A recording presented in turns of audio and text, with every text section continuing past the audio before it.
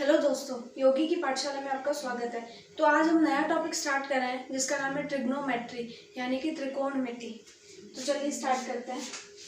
त्रिकोणमिति।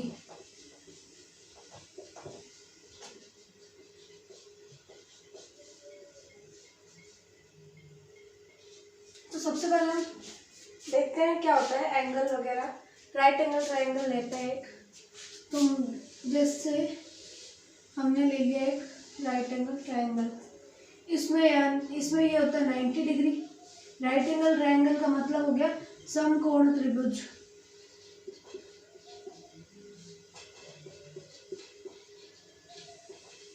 समकोण त्रिभुज ले लिया हमने, राइट एंगल ट्राइंगल ले लिया हमने। तो इसमें एक होता है 90 डिग्री का एंगल और ये मान लिया आपको देखा थीटा। तो जो भी इस राइट एंगल ट्राइंगल में जो सबसे बड़ी साइड होती है, जो सबसे बड़ी भुजा है, उसको हम बोलते हैं हाइपोटेनस यानी कर्ण।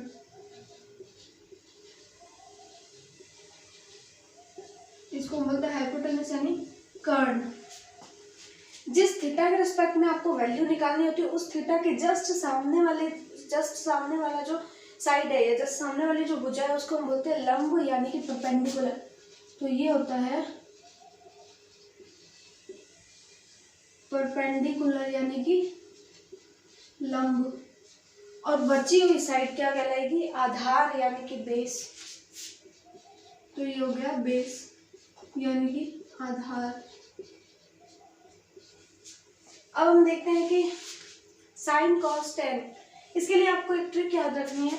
जैसे अगर हिंदी मीडियम के हो तो ये याद रखो, लाल कक्का, ये ट्रिक है। और यही आप अगर इंग्लिश मीडियम के हो तो याद रखो P V P upon H H B।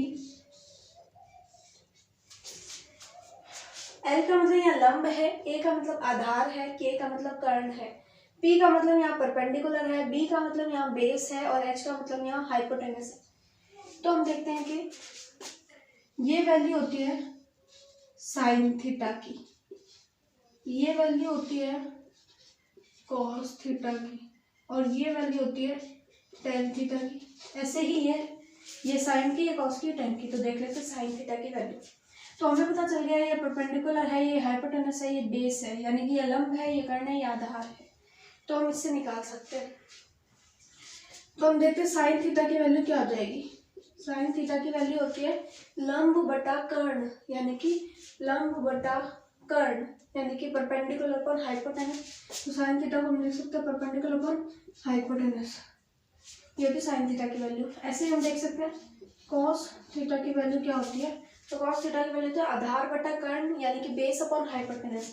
तो ये होती है आधार बटा कर्ण यानी कि बेस अपॉन हाइपोटेनस। ऐसे ही हमें पता है टेन थीटा की वैल्यू क्या होती है, वो होती है लंब बटा आधार या परपेंडिकुलर अपॉन बेस। तो ये होती है लंब बटा आधार यानी कि परपेंडिकुलर अपॉन बेस। फिर कुछ तीन वैल्यूज और होती हैं, कॉसेक, सेक और कॉट। तो कॉसेक थीटा जो है उसकी वैल्यू होती है 1 अपॉन साइन थीटा, यानी साइन थीटा की उल्टी वैल्यू आएगी, साइन थीटा की इनवर्स वैल्यू आएगी। अगर साइन थीटा की वैल्यू होती है परपेंडिकुलर अपॉन हाइपोटेनस, तो कॉसेक थीटा की वैल्यू आ जाएगी हाइपोटेनस अपॉन परपेंडिकुलर। ठीक है। फिर हम देखते हैं सेक थीटा। सेक थीटा की वैल्यू होती है 1 upon cos theta. Cos theta की वैल्यू होती है बेस अपॉन हाइपोटेनस। तो सेक थीटा की वैल्यू हो जाएगी हाइपोटेनस अपॉन बेस। फिर हम देखते हैं कॉट थीटा। कॉट थीटा की वैल्यू होती है 1 upon tan theta. Tan theta की वैल्यू होती है परपेंडिकुलर अपॉन बेस। तो कॉट थीटा की वैल्यू हो जाएगी बेस अपॉन परपेंडिकुलर। तो ये कुछ फॉर्मूलाज है साइन कॉस टेन के। अब हम कुछ इसकी वैल्यूज देख लेते हैं जो आपको याद रखनी होती है। तो चलिए देखते हैं। तो इस तरफ हम लिख रहे हैं थीटा और यहाँ लिखेंगे हम साइन कॉस टेन की वैल्यू।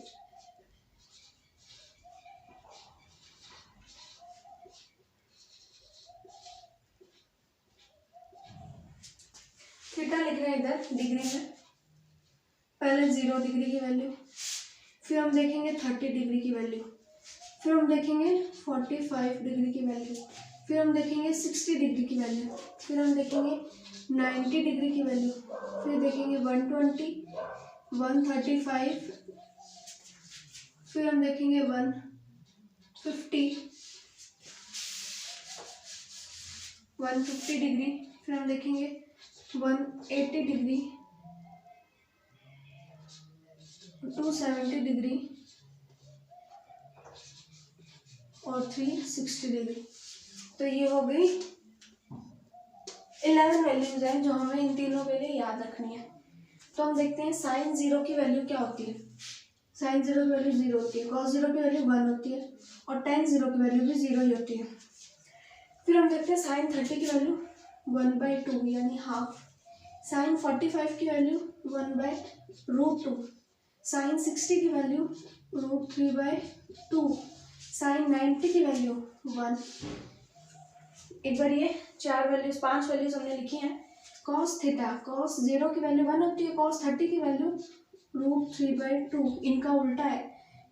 इसका कॉस 30 की वैल्यू साइन 60 के बराबर होती है, फिर कॉस 45 की वैल्यू साइन 45 के बराबर होती है और कॉस 60 की वैल्यू साइन 30 डिग्री के बराबर होती है 1/2 √3/2। फिर हम देखेंगे कॉस 90 की वैल्यू 0। फिर आता है टेन थीटा, टेन 30 की वैल्यू 1/√3, टेन 45 की वैल्यू होती है 1, फिर आता है टेन 60 की वैल्यू √3 एंड टेन 90 की वैल्यू होती है इनफाइनाइट, टेन 90 की वैल्यू होती है इनफाइनाइट। तो अब हम देखते हैं आगे की वैल्यूज। तो साइन थीटा में क्या करना है, यही वापस लिखना है, पहले ये लिखना है, फिर ये लिखना है, फिर ये। अब साइन चेंज नहीं होगा, इसमें साइन चेंज नहीं होगा, तो ये आ जाएगा √3/2, ये आ जाएगा 1/√2 और ये आ जाएगा हाफ। एंड ये तीन वैल्यू हम कर्व से निकालेंगे, कर्व से भी आप 2-3 वैल्यू पता कर सकते हो।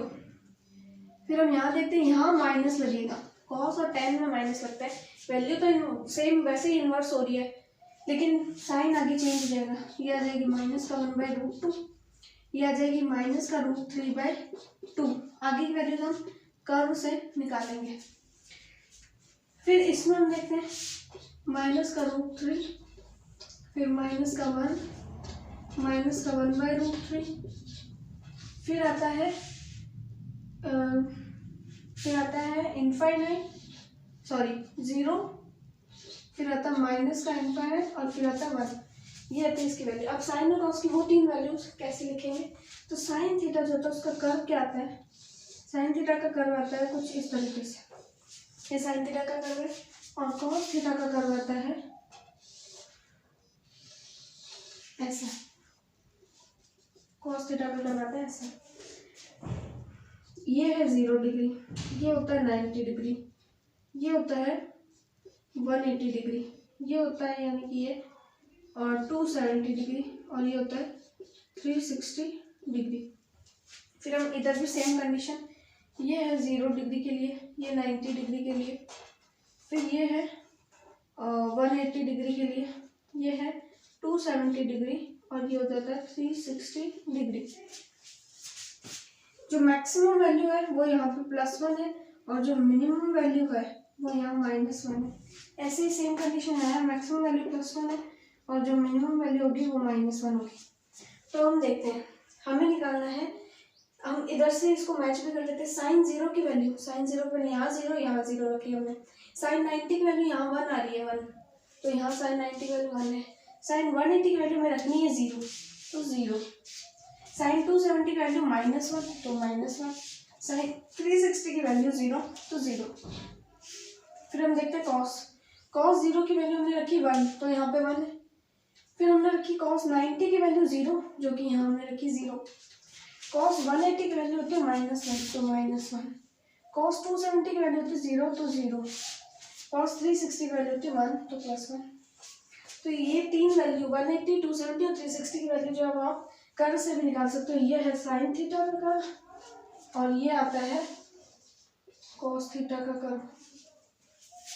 तो हम देखते हैं, ये तो होगी कुछ वैल्यूज जो आप याद रख सकते हैं। ये हमने कुछ वैल्यूज देख ली, अब हम इसके कुछ फॉर्मूलाज देखते हैं।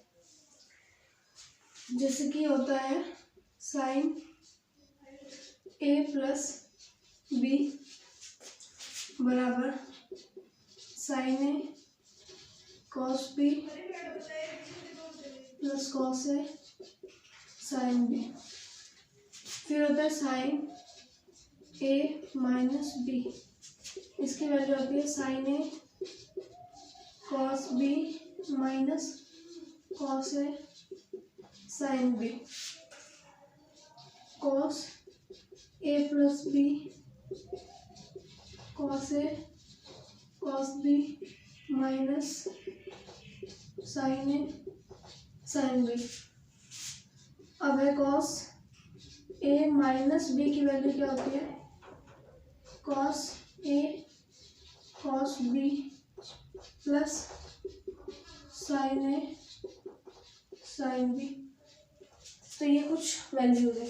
अब आप पूछोगे कि ये यूज़ कहाँ करनी है, ये हमें कहाँ यूज़ करनी है। अगर साइन 50 पूछ लिया, साइन 75 पूछ लिया, कॉस 15 डिग्री की पूछ लिया, तो हमें तो उन स्टैंडर्ड टर्म्स में ये वैल्यूज मिली ही नहीं थी। वो वैल्यूज निकालने के लिए हम इन फॉर्मूलाज का यूज़ करते हैं। तो इसका हम एग्जांपल भी देखेंगे आगे। कुछ और भी फॉर्मूलाज हैं, जैसे हम देखते हैं sine c plus sine d. ये था sine a plus b multiply में, ये है sine c plus sine d. तो ये हम देखते हैं 2 sine c plus d by 2 sine cos c minus d by 2।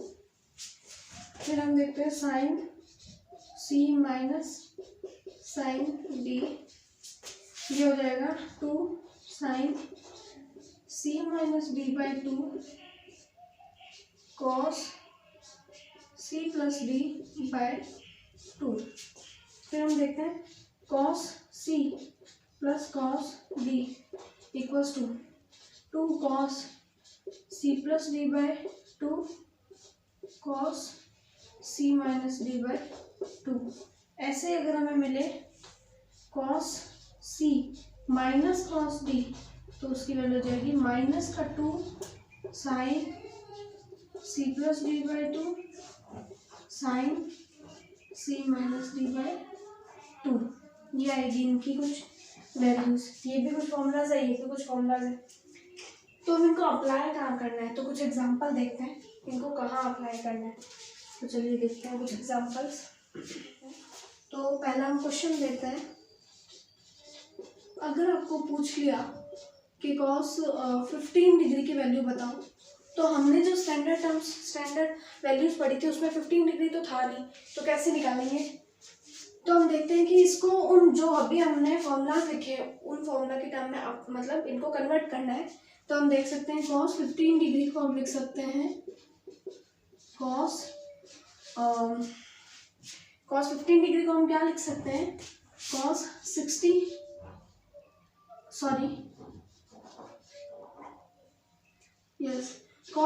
Minus 45। 60 minus 45 क्या हो जाता है, 15 डिग्री होता है। तो अभी हमने देखा कि कॉस ए माइनस बी की वैल्यू क्या आई थी, कॉस ए माइनस बी की वैल्यू आई थी cos A cos B plus sign A sine B. उसी तरीके से यहाँ करना है। कॉस 15 डिग्री की वैल्यू क्या आ जाएगी, कॉस ए यानी कि 60 इंटू कॉस बी यानी कि 45 प्लस साइन ए यानी कि 60 इंटू साइन बी यानी कि 45। इनकी वैल्यूज तो हमें पता है, cos 60 cos 45 sin 60 sin 45, इनकी वैल्यूज तो हमें पता है, तो डायरेक्ट पुट करनी है। cos 60 की वैल्यू होती है √3/2 इंटू cos 45 की वैल्यू होती है 1/√2 प्लस sin 60 की वैल्यू होती है √3/2 इंटू sin 45 की वैल्यू क्या होती है, sin 45 की वैल्यू होती है 1/√2। तो हमने देखा cos a माइनस बी का फॉर्मूला आता है cos a cos b plus sin a sin b। cos a की जगह हमने ले लिया 60 और cos b 45 ले लिया, b की जगह 45। sin a sin 60 into sin b यानी sin 45। फिर हमने देखा cos 60 की वैल्यू हमें पता है, cos 60 की वैल्यू cos 60 की वैल्यू 1/2 होती है, यानी हाफ। फिर हम देखते हैं cos 45 की वैल्यू 1/√2, sin 60 की वैल्यू √3/2 और sin 45 की वैल्यू 1/√2। तो हम इसको आगे सॉल्व करेंगे। इसका एलसीएम ले लेते हैं, 2√2 कॉमन आ गया, मतलब एलसीएम आ गया, तो बचेगा यहाँ 1 + √3। तो ये आ गई हमारे पास cos 15 डिग्री की वैल्यू।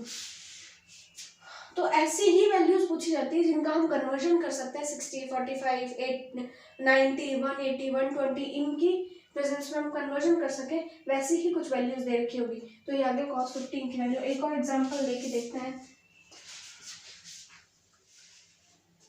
अगर हमें बोल दिया जाए कि sin 75 डिग्री की वैल्यू क्या होगी, तो sin 75 की वैल्यू क्या होगी, तो 75 को ऐसे टर्म में कन्वर्ट करो कि जिसका हम फॉर्मूला लगा सके और हमें उनकी वैल्यू भी ध्यान में हो। तो sin 75 को हम क्या लिख सकते हैं, sin 75 को हम लिख सकते हैं 30 + 45, ये लिख सकते हैं। sin 75 को हम 30 + 45 लिख सकते हैं। तो जब हमने पढ़ा था फॉर्मूलाज, तो उनमें देखा था sin a + b की वैल्यू क्या थी, वो थी sin a cos b + cos a sin b। तो वैसे यहाँ पुट कर दो, a की जगह 30 रखना है, b की जगह 45 रखना है। तो sin 30 degree into cos 45 degree plus cos 30 degree into sin 45 degree. sin 30 degree की वैल्यू 1/2, cos 45 की वैल्यू 1/√2, cos 30 डिग्री की वैल्यू √3/2 और sin 45 की वैल्यू 1/√2। सेम वही आंसर आया जो पहले आया था। तो sin 75 डिग्री की वैल्यू ये होती है। ऐसे ही एक और एग्जांपल लेके देखते हैं। ये तो थे sin a + b वाले फॉर्मूले, sin a + b cos a + b sin a - b cos a - b वाले। तो आज हमने इसके कुछ एग्जांपल देखे, कुछ फॉर्मूलाज देखे और कुछ हमने इसकी स्टैंडर्ड वैल्यूज देखी। बाकी के एग्जांपल हम नेक्स्ट वीडियो में देखेंगे, और तब तक के लिए आप मेरे चैनल को सब्सक्राइब कर लीजिए, मेरे वीडियोस को लाइक कीजिए, शेयर कीजिए, और अगर कोई डाउट होता है तो कमेंट करके भी बता सकते हैं। बेल आइकन के बटन को दबाना ना भूलिएगा, ताकि आपको मेरे वीडियोज़ के नए वीडियोज़ के नोटिफिकेशन जो है वो आपको मिलते रहें। Thank you.